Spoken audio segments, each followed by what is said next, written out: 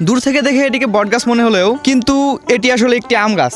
ধারণা করা হয় গাছটির বয়স 200 বছরেরও বেশি। প্রায় 2 থেকে আড়াই বিঘা জুড়ে গাছটির ডালপালা বিস্তৃত। বুঝতেই পারছেন কোন আম গাছের কথা বলছি। হ্যাঁ, বলছিলাম ঠাকুরগাঁও জেলার বালিয়াডাঙ্গি উপজেলার হরিণমারি গ্রামের 100 বছরের সাক্ষী দাঁড়িয়ে থাকা আম গাছটির কথা। গাছটি শুধু বাংলাদেশের নয়, এশিয়া মহাদেশের মধ্যে বৃহত্তম আম গাছগুলোর মধ্যে অন্যতম। আর এই সময় আমার এই গাছ দেখতে আসার কারণ হয়তো অনেকটাই বুঝতে পারছেন। এখন আমের সিজন, তাই আম ও আম গাছ দুটো একসাথে দেখতে এসেছি। কথায় আছে না, রত দেখা হলো আর কলা বেচাও হলো। আমের ভিডিওতে কলার কথা শুনে আপনারা আবার দ্বিধাদ্বন্দ্বে পড়েন না, কলা নিয়ে না হয় অন্য কোনো ভিডিওতে কথা হবে। এখন ফেরা যাক আমের কথায়। আপনার এখানে দিনে কত কেজি আম বিক্রি হয়?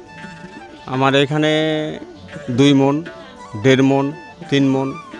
কেজি কত আমের? পাকাটা 100, কাঁচাটা 120 টাকা।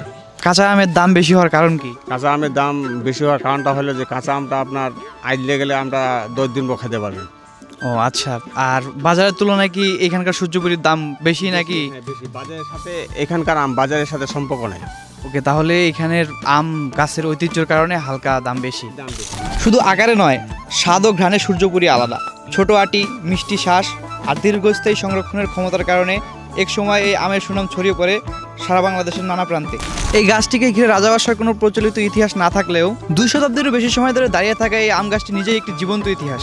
স্থানীয় মানুষদের কয়েক প্রজন্মের স্মৃতি জড়িয়ে আছে এর ছায়ার নিচে। তো আজকে এই পর্যন্তই, দেখা হচ্ছে আগামী কোনো ভিডিওতে। ততক্ষণ পর্যন্ত সুস্থ থাকবেন, ভালো থাকবেন। Good bye everyone.